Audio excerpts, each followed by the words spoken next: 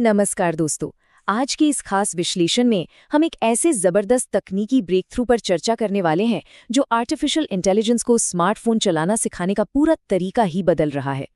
आज के वक्त में मोबाइल डिवाइसेस हमारी जिंदगी का सबसे अहम हिस्सा है और एआई को बिना किसी गड़बड़ी के इन्हें चलाना सिखाना अब तक का एक बहुत बड़ा चैलेंज रहा है।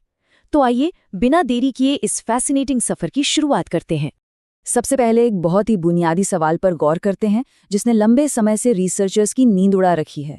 आखिर हम एक एआई को स्मार्टफोन के जरूरी और रियल वर्ल्ड काम करना कैसे सिखा सकते हैं, वो भी बिना इस डर के कि वो गलती से हमारे असली पैसे खर्च कर देगा।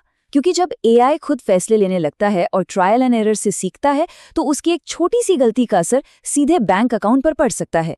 ये एक बहुत बड़ा रिस्क है। इस समस्या का जो कमाल का समाधान निकाला गया है उसे समझने के लिए हम आज इन 5 अहम बिंदुओं पर बात करेंगे। पहले हम समझेंगे मोबाइल एआई की सबसे बड़ी रुकावट को, फिर हम मोबाइल जिम नाम की इस नए सॉल्यूशन का परिचय लेंगे, उसके बाद इसके एंड टू एंड वर्कफ्लो और आर्किटेक्चर को गहराई से समझेंगे और आखिर में देखेंगे इस बात का प्रमाण कि ये असली दुनिया में कितना असरदार है। तो चलिए शुरुआत करते हैं पहले हिस्से से, जहां हम उस मुख्य समस्या को समझेंगे जिसने अब तक एआई डेवलपमेंट को रोक रखा था। असल में रिसर्चर्स के सामने हमेशा से 2 रास्तों के बीच चुनने की दुविधा रही है और दोनों ही रास्ते काफी मुश्किल हैं। एक तरफ होते हैं एम्यूलेटर्स जो गीगाबाइट्स में रैम खाते हैं, शुरू होने में लगभग 7-8 सेकंड्स का लंबा वक्त लगाते हैं और ज्यादातर सिर्फ आम ओपन सोर्स ऐप्स को ही ठीक से सपोर्ट करते हैं। वहीं दूसरी तरफ अगर हम सीधे असली फोन्स का इस्तेमाल करें तो वहां गलती से ऑनलाइन शॉपिंग होने या डेटा डिलीट होने का डर रहता है।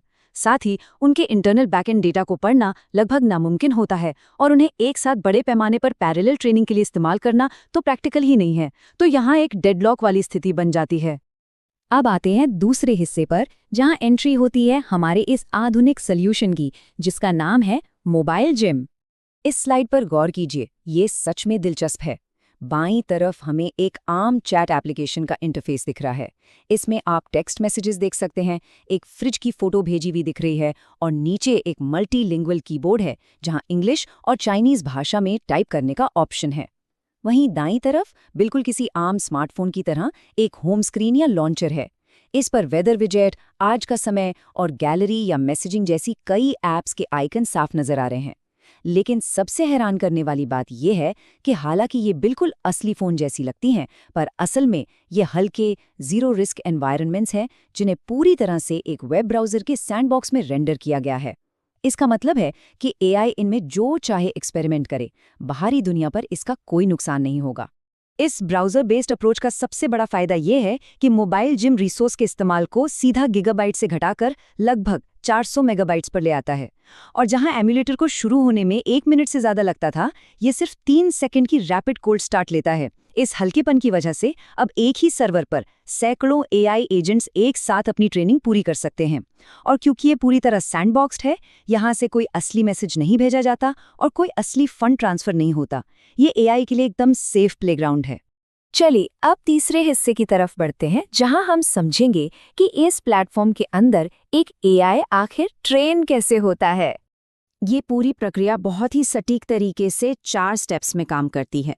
शुरुआत होती है टास्क टेम्पलेट्स बनाने से, फिर एजेंट्स को पैरेलल तरीके से रन किया जाता है। उसके बाद उनके नतीजों को वेरीफाई किया जाता है और आखिर में एआई को सिखाने के लिए रिवॉर्ड सिग्नल्स तय किए जाते हैं। इस end to end workflow diagram पर नजर डालते हैं क्योंकि ये सिस्टम की जान है। सबसे बाईं तरफ देखिए, स्टेप 1 में एक टास्क टेम्पलेट बनाया जाता है। जैसे यहाँ उदाहरण दिया गया है, बीजिंग से शंघाई की फ्लाइट टिकट बुक करना। स्टेप 2 में एक स्ट्रक्चर्ड स्टेट यानी इनिशियल फोन एनवायरनमेंट की एग्जैक्ट कॉपी बनाकर उसे एक साथ कई एआई एजेंट्स को दे दिया जाता है। इसे फोक पैरेलल रोलआउट्स कहते हैं। अब स्टेप 3 सबसे क्रूशल है। जब एआई अपना टास्क पूरा कर लेता है तब स्टेट डिफ निकाला जाता है। मतलब एआई के काम करने से पहले की स्थिति और बाद की स्थिति को बारीकी से मिलाया जाता है। एक डिटर्मिनिस्टिक वेरीफायर चेक करता है कि क्या टिकट सही डेट और रूट की बुक हुई है और क्या इस दौरान एजेंट ने गलती से कोई दूसरी जरूरी फाइल तो डिलीट नहीं कर दी। फिर चौथे और आखिरी स्टेप में इन्हीं डिफरेंसेस के आधार पर एआई को एक सटीक सक्सेस रिवॉर्ड या गलती करने पर पेनल्टी दी जाती है। ये पूरा लूप बार बार चलकर एआई को बेहतर बनाता है। अब आते हैं चौथे हिस्से पर। इस प्लेटफॉर्म की असली ताकत को समझने के लिए हमें थोड़ा टेक्निकल आर्किटेक्चर की गहराई में जाना होगा। और इस आर्किटेक्चर की बुनियाद है स्ट्रक्चर्ड जेसॉन।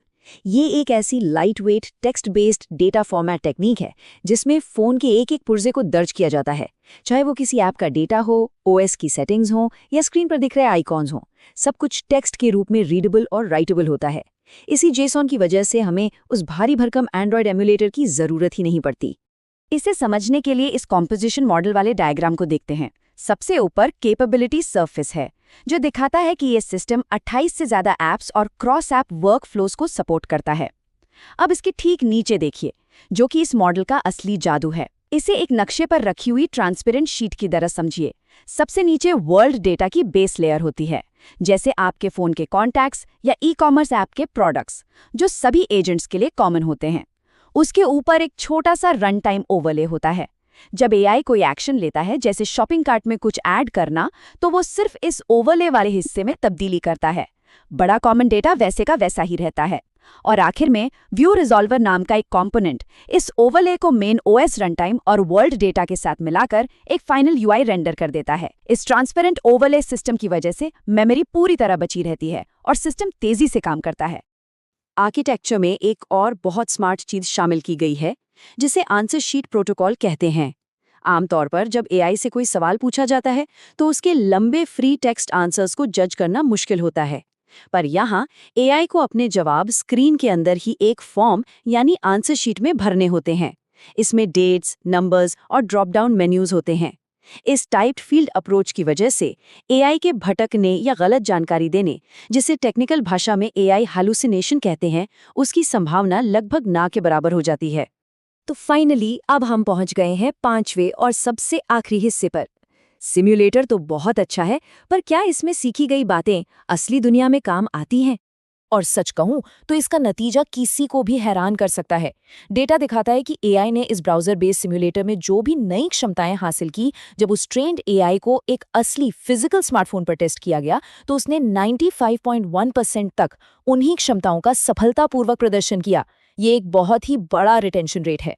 चलिए इस सिम टू रियल ट्रांसफर को इस चार्ट के जरिए बारीकी से समझते हैं। इस बार चार्ट में डेटा को 4 मेन कैटेगरीज में बांटा गया है: अपलिफ्ट, मिड, स्टेबल पास और आखिर में सिग्नल टोटल। हर कैटेगरी के अंदर आपको 2 तरह के सेट दिख रहे होंगे, एक बेस मॉडल के नतीजे और एक ट्रेंड मॉडल के नतीजे। और हर सेट में हल्के रंग वाला बार सिम्युलेटर के नतीजों को दर्शाता है, जबकि गहरे रंग वाला बार एक रियल डिवाइस पर आए नतीजों को। सबसे ध्यान देने वाली बात सबसे दाईं तरफ सिग्नल टोटल कैटेगरी में है। यहाँ आप साफ देख सकते हैं कि ट्रेनिंग के बाद सिम्युलेटर में सक्सेस रेट उछलकर 76.7% तक पहुंच गया।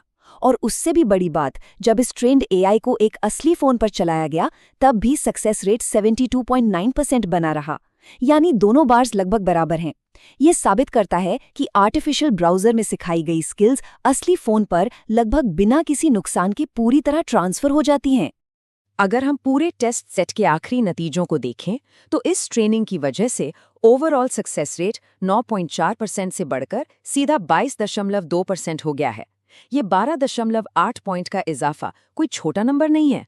ये इस बात का ठोस प्रमाण है कि भले ही एनवायरनमेंट हल्का और ब्राउज़र पर आधारित हो, लेकिन इसकी इंटरैक्शन फिडेलिटी इतनी अच्छी है कि ये आधुनिक एआई को रोबस्ट और असली दुनिया में काम आने वाले बिहेवियर सिखाने के लिए पूरी तरह से काफ़ी है। तो इस पूरे विश्लेषण के बाद हमारे सामने एक बड़ा और गहरा सवाल उठता है। जैसे जैसे एआई सिर्फ स्क्रीन पढ़ने और देखने से आगे बढ़कर जटिल और रियल वर्ल्ड टास्क्स को खुद पूरा करने की तरफ बढ़ रहा है, तब क्या मोबाइल जिम जैसे जीरो कॉन्सिक्वेंस सिम्युलेटर्स ही आने वाले कल की एआई सेफ्टी की बुनियाद तय करेंगे? इस ब्रेक थ्रू के नतीजे डिजिटल लिटरेसी, सेफ्टी और स्वयं चालित तकनीक के विकास के लिए बहुत ही व्यापक हैं। यह हमें इस बात पर सोचने के लिए मजबूर करते हैं कि ये सिम्युलेटेड ट्रेनिंग ग्राउंड्स हमारी आने वाली आर्टिफिशियल इंटेलिजेंस की दिशा को आखिर किस तरह शेप करेंगे। इन्हीं दिलचस्प विचारों के साथ आज का ये विश्लेषण यहीं समाप्त होता है। जुड़े रहने के लिए धन्यवाद।